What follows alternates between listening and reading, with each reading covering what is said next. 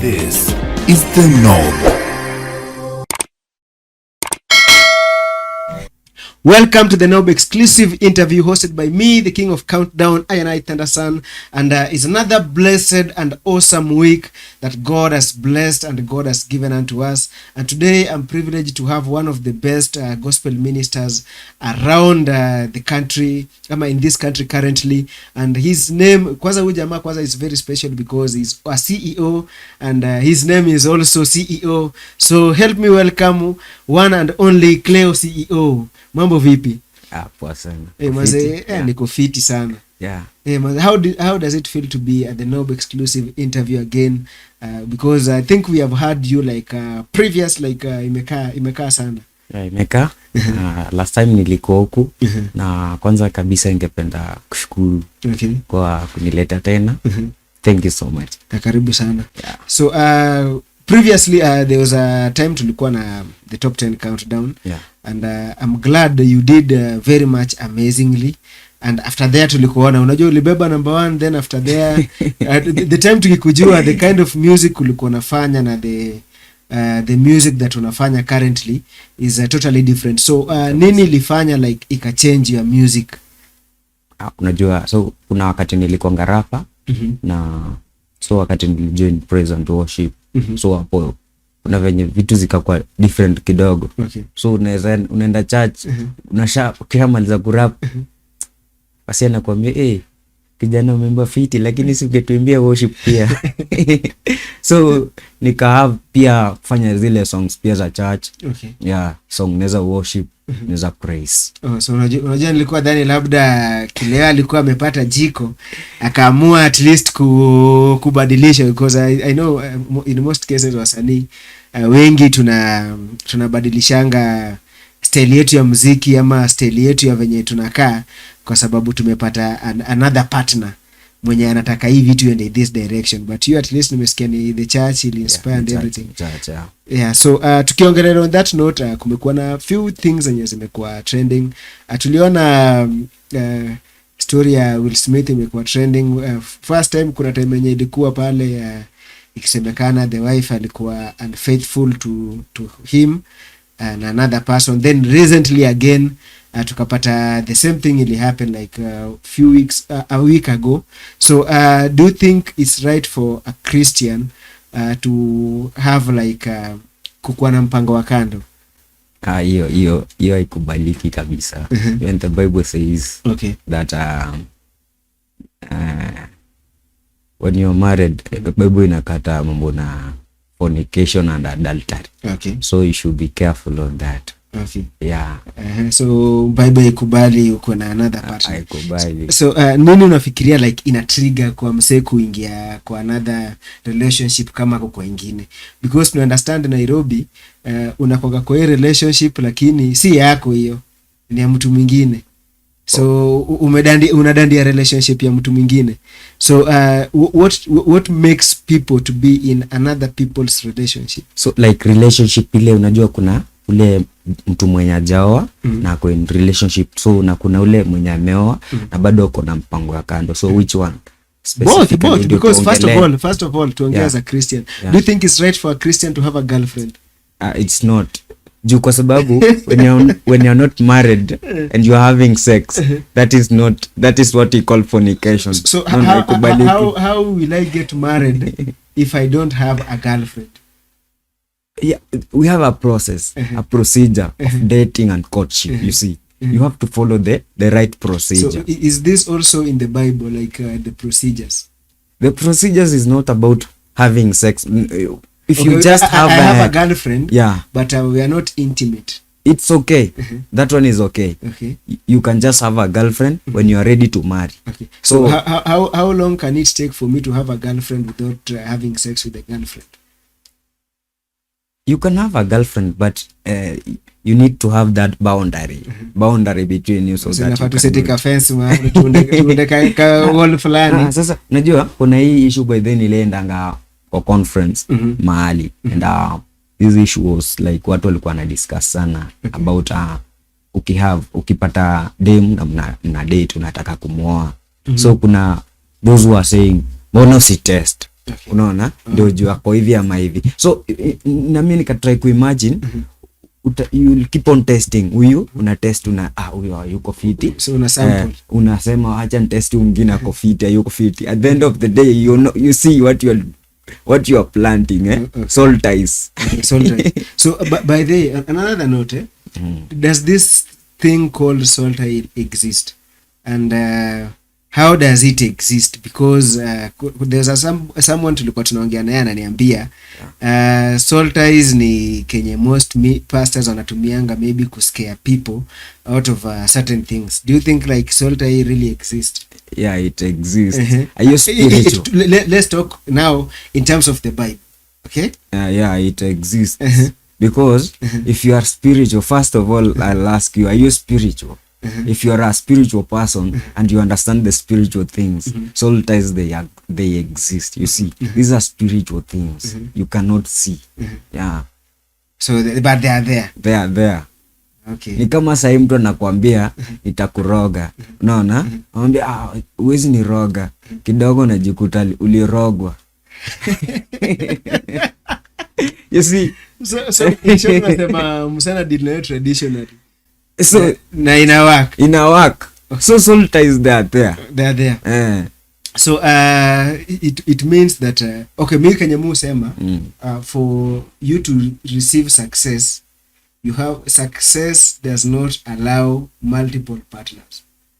If you want to be successful, choose a partner, one partner. Ama don't choose a partner at all. It will help you because in one way or the other nasemanga sex is one of the biggest sin because it is the only sin unaambua kimbia. Unajua ingine unaweza omba Satan go. Lakini ingine wewe run. Wewe unaambua tu wewe juwezi resist hata maombi yezi toboa story. So I think the best way to overcome that ni just to stay away from all these things if you want to be successful, maybe in terms of business, in terms of music, and in terms of everything. Yeah. So have you ever gotten a certain job without qualifying in terms of education? Yeah. And how was it? Did you perform to the best ama ulianguka tu yani? In fact, kuna place nilikuwa na hustle luko airport.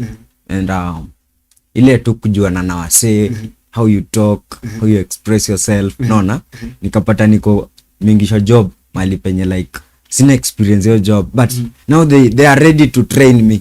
You wanna feel umse ana fit place. Yeah. Okay. So how did you cope up with the place? Was it like a good place ama like unajua kuna ala saying tunasema like education squeeze haitusaidii. Are you into that? Okay, siwezi sema ati education isaidi. Juu sahi bila kisomo sahi ni kunoma. So can you say this that I need education for knowledge and to talk to people, as in to interact with the people, but I need talent to do a specific job. Yeah. Can we say that? You need talent and more skills. What I can talk about is skill. Okay. You need a skill. Not education or talents. You need skills. So what is the difference? What is the difference between a skill and a talent? You see, like right now unaweza kujisomea mambo na media, but behind the things venye unaweza zifanya, your skill, una perfect on that skill in the work. Utapata umepata job kwa media kubwa na kuna ule mse alisoma anangojanga job, si ni ukweli? Yeah. So why do you think that most educated people don't get jobs? Not only the jobs that walisomea, but any other job. Why do you think these people? Because tunasikianga most of them. I had a good one. Jamaa kona PhD, but anatembeanga naye amepiga ka bling bling, anatembeanga nayo serious true story by the akona mtoi wake anatembeanga ni mzee, as in unajua tu ndio ile usome tu ufike to that level. As in huyu jamaa amesomea nini mingi, yani anaitwa doctor lakini ajai ananga kazi. Yeah. Tuko tu naye pale mtaani tunatembeanga naye hapo 1 2 3.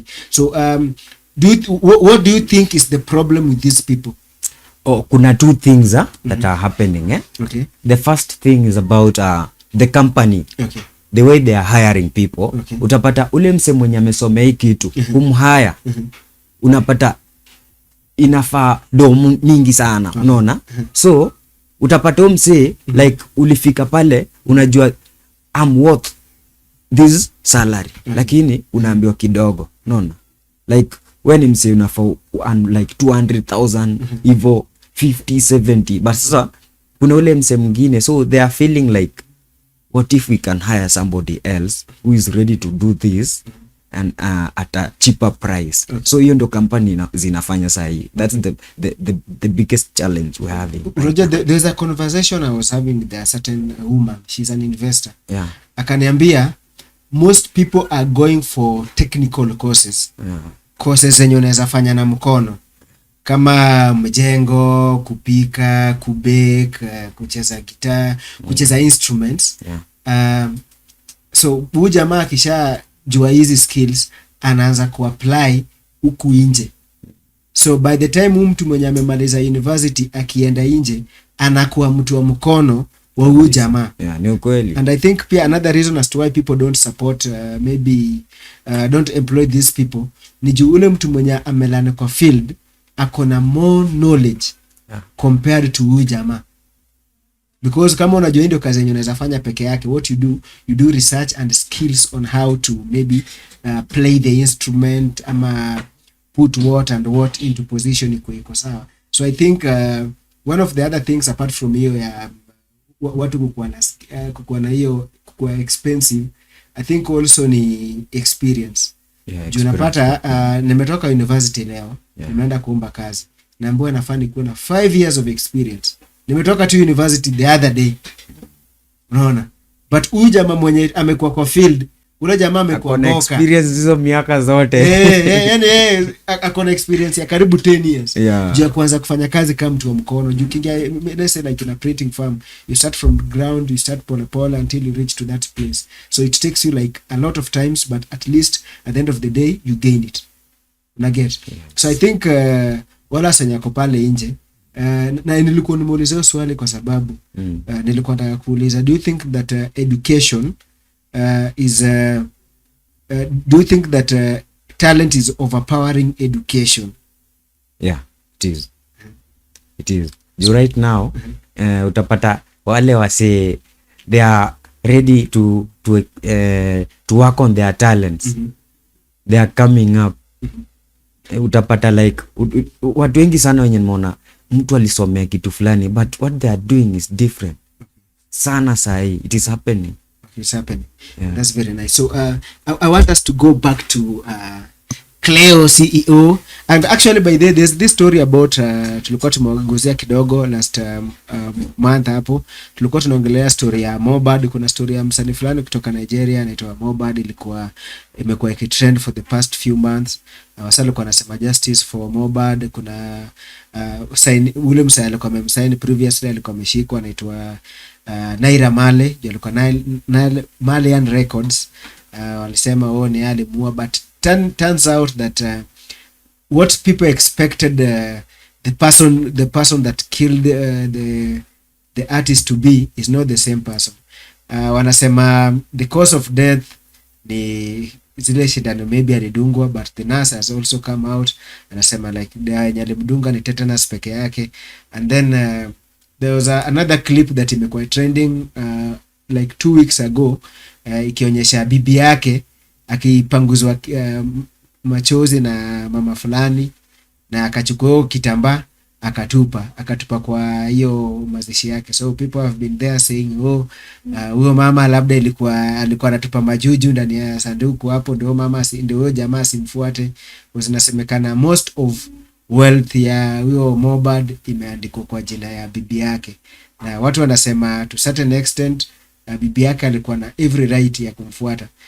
Wanasema also investigation majingi ifanyika, the first prime suspect angekuwa the family members, but right now the government has reduced that to maybe 5 people, the close friend to Mobad, pale Naira Male, kuna Sami Lari pale, and also kuna huyu anaitwa the nurse also ako pale. So there are only 5 people that are being accused of that, not like the wife. So that has been the case that has been going on, and tumekuwa tukiongelelea that for quite some time now, but that is the update that has been going on currently. So to back to you, Cleo, tell us like your journey, leave alone the musical journey, like tunataka kujua like Cleo bila yo muziki, bila everything. Apart from it, me pia mini mentor. Na mentor my youths, mavijana, mostly kwa hizi mambo za madrugs huku nje, na mavijana wako lost kwa madrugs. Kuna wale like na vitu mingi sana theft cases pale nje, so mostly naendanga kwa mashule, different places nikiwa teach, so mentorship ndio mimi nafanya sana. Yes. So before you ventured into music, first of all, before that, so why gospel music? Like gospel music, you see, it's like one way of serving God and appreciating God. You see, bado ni kama ile nini rehearsal ya kwenda, unajua in heaven they sing and sing, you see. So we have started, tushaianza, so kumuinua kabisa. So ile mambo ashafanya, unaona. Yes. So did you have like a choice between choosing gospel and secular? Like before tuendeo swali, Bible says let every creature that has breath praise God. Okay. So that's what I'm doing. So that's like your motivation. Yeah. Okay, nice. So before like kufanya gospel music, did you I understand that hukuamka tu asubuhi ukaingia kwa gospel. So what inspired you, ama what pushed you to doing gospel music? Gospel like when I was born again, okay, nile kuna talent, lakini sasa where will you serve on this talent? Nifanye secular man, nifanye gospel, unaona. So and when I was born again, after nimetoka na by the way kwa ma drugs, nilikuwa rehabilitated, nikarudi nikakuwa niko form, nikasema siwezi fanya secular music, let me do it for God. Yes. So help me differentiate between these three genres of music. Yes. We have gospel, we have a love song, we have secular. So how can we separate the three? Okay. And how can we identify the gospel song? Me, I just understand kuna gospel na kuna kama ufanye gospel, you're doing secular music. Okay. So where do you categorize a love song? A love song is just in the category of secular music. What you are just trying kupampa kitu ionekane like it is different, you see. But if you're not doing gospel music, you're just doing secular music. Usituambie unafanya motivation. So nikimba love song, is that a secular song? Love for who? For a lady, for a lady. Yeah, that's secular music. Niambia mali yangu safi pale mali yako. So you see, you're not praising God. Gospel is about Christ. You see? It's about God. But God is about love. You are not praising God. You're praising man. So in short, you are trying to say like Songs of Songs of Solomon is a secular book. That's the Bible. Listen, it's a love song. You see, okay, me, this is how I understand secular. Secular is a song yenye iko na vulgar language. You understand? Like gengeton that time. Zile words fulani yenye usiwezi sema mbele ya mtoi, ama hata wewe Mkristo kutaja mbele ya Wakristo wengine. Ukienda kusema unaimezea ndani. Okay, unaona secular kuna ile iko na explicit content na kuna ile iko tu secular safi. So hakuna secular safi. Secular ni secular. So like those people are just doing secular. When I decide to sing a love song, unajua kwa harusi tuchezangi gospel songs. Kweli play love songs. Sindio? So that's why nimekuuliza. Na hadi pastor na dance pale. Okay, unajua kuna kitu nataka understand. Mimi sikatazi mtu like usimbe love song. Sijasema hivyo. But mimi nimesema if you're not doing gospel, you're doing secular. Unaona? Na kuna wasanii they are doing so sema mimi kama mimi ni msanii wa gospel. Yes. Sema acha niimbe ka love song kamoja kanaweza tumika kwa harusi at least mtu anaweza tumia kwa harusi yake. Mkristo mwenye anaendanga church pale anataka asikize nini, nataka asikize at least aende a dance kwa walk down the aisle, anatumia gospel song, a gospel song which is my song. Do you think ako sawa ama ako secular? Mi kitu najuanga if what you are doing you think is right for you, do it, unaona. But me on my side, mi nikifili kitu si yangu, I won't do it. So in short Cleo amekubali. Sijakubali. Okay. Sijakubali, but ni ile mi sitaki kuambia msee what you are doing is this juu sahi life is about choices, unaona. So what makes a song a gospel song? Gospel song Yes. ni song like we are praising God, we are lifting his name, we are appreciating him, you see, for many things. Most songs nasikianga ni naweza imba manze jo nilienda nikatokea manze God, that's a gospel song. Is that a gospel song? Gospel song has many styles. Juu naweza bonga tu story yangu alafu nitaje God alafu ni Buddha, niseme Buddha gospel song trending Kenya number 1. Sasa ina depend nini unaongea hapo. Yeah. Sasa nimepiga tu si vile tu tusema I'm motivating and then niingize story nyingine. So like the main idea ya song ndio ita depend. Okay. Kama itakuwa gospel ama secular. Noma sana. So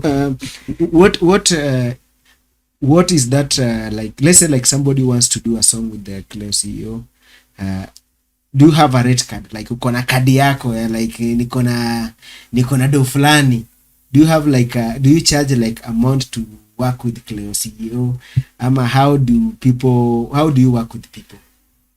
Me working with people, first of all lazima kwanza niangalie unafanya nini. Okay. Unaona, kitu unafanya na kitu yenye mimi nafanya zinaingiana, unaona. Hata Bible says two cannot work together unless they agree.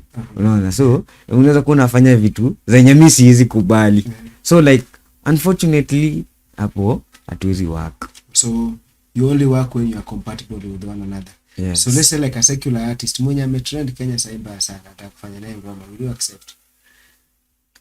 And ina depend. Msee kama King Kaka naweza fanya naye, unaona. Juu kuna achana King Kaka, acha nikupatie mbuzi. Sasa okay, ndio nilikwambia mimi ndakuangalia kwanza unafanyanga nini. Kuna ule msee like hata ukiangalia vitu anafanya hata wewe mwenyewe atakuwa amekupush, amekupeleka kwa world. Okay. So wewe ndi nafaa win. So let's say like in short the secular world is stronger than this gospel world in terms of pulling people. No. First wewe ndi nafaa pull. Sasa ni wasanii wangapi wanaingia gospel? Wengi wanaingia gospel. Unajua umesema like unaweza fanya naye ngoma na yeye akupuli. Sasa unaona ukikubali work na yeye already, sasa ndio hapo umekupul already. But si unaangalia tu msee kitu anafanya na wewe kitu unafanya aziendani. Okay. Watu moto ama ukwe baridi. Chagua one. Okay. Yes. So do you think like the gospel is still receiving the same energy that it could have received before? In terms of shows, in terms of airplays, in terms of everything? Na kama sahi yenyewe gospel music kuna imerudi down, but kuna ile revival ina come back. God is now lifting ministers. And things will be okay. But see, nimeona like in recent weeks we have had like 3 let's say like 4 major events. Kuna ile imefanyika Zitek ya gospel wasa alijaa, kuna ile ilifanyika pale Nairobi University wasa alijaza stadium, kuna ile ilifanyika pale I think ni Nyayo Stadium in Nairobi Love Festival wasa alijaza maviwanja pale. Don't you think like the revolution has taken its course? It has started. Yeah, it is starting. Juu sahi by the kuna venye manza kupick fit. Okay. Si venye imekuwa pale nyuma. Kuna wakati kali yumba kabisa. So do you think by the time ilikuwa na yumba problem ilikuwa fans ama artists themselves? Ilikuwa artist. Yeah, artist themselves. Why and how? Ilikuwa like ndio ilikuwa na kushow you have to choose what you are doing. Usiku unafanya hii leo unafanya nyingine kesho, you are mixing things. Yeah. See, the same artist wale walikuwa wanafanya gospel na by the time your gospel ininiwa wa shift to secular, bado walikuwa na maintain the standard and the everything. So and that's why nimekuuliza, do you think that we are in the same direction? Ndio nikakuuliza. And then this brings me to another question kwanza. Do you think as artists we are the way we are because of the community that we are standing on? Yeah, by the community pia inatu affect sana. Unaona, inatu affect kabisa. Juu like right now ile venye msanii alikuwa na receiviwa kitambo, sasa hivi venye na receiviwa hivyo. Like sasa una struggle sana ndio receiviwa, na pia ile unapata mawe zinarushiwa juu yako sana. So let me talk that on a Christian aspect. Do you think that the struggling in a manisha like the spirit, you are lacking the spirit of God? Yes. Okay. You're not found. Unaona kuna ile foundation. Unaona kama like wakati gospel kuna yumba kunapata kuna wale wase they were not rooted in the word of God.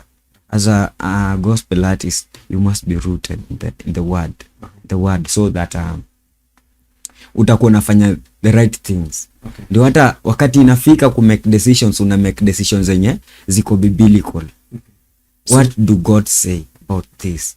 Okay. Yeah. So do you think that we have the right mentors in the industry? I mean the ministry, in terms of church, in terms of music? Ni wachache. Yeah, but they are there. They're there. Few. Okay, it's only that they have not reached to everyone. Yeah. Okay, so how can you define like your music? My music journey has been very tough. Kupitia mambo mob sana. But I thank God. Unajua nilimaliza like 1 year, like I think 2 years bila ku release ngoma. Reason? Because of some challenges hapa na pale, you see, but they come back now. I'm sure things are going to be okay. Okay. Yeah. So what is the main challenge that you went through ama you've been going through as an artist ama as a minister? Zimekuwa tu mambo na kuna wakati releasing song after imeenda kidogo ilisonga kenda viral kiasi ikafika mahali pia kupata ile do ikakuwa ngumu. So wakati unarudi pia next ile consistency ndio ilikuwa iko chini juu ya do. So how can you define your music? Like unaweza define aje ngoma yako, style yako ya muziki? Mimi sasa inaweza sema tu I'm doing worship music. It is worship. Hata kama unajua worship is about how you are singing that song. Is your spirit? So can a praise song be a worship song? Yes. That's very nice. So you see, worship by the worship si song. Watu ndio waelewa. Yeah. Worship si song. Worship hata venye unaongea, it is a song. It is that worship. Hata venye unaweza tu ongea mbele ya God, you worship. Venye utaifanya. Yeah.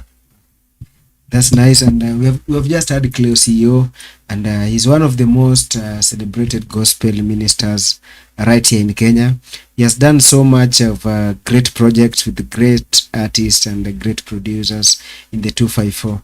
So Cleo, yes. Which artist that una feeling ukifanya nao kazi utakuwa sawa? Because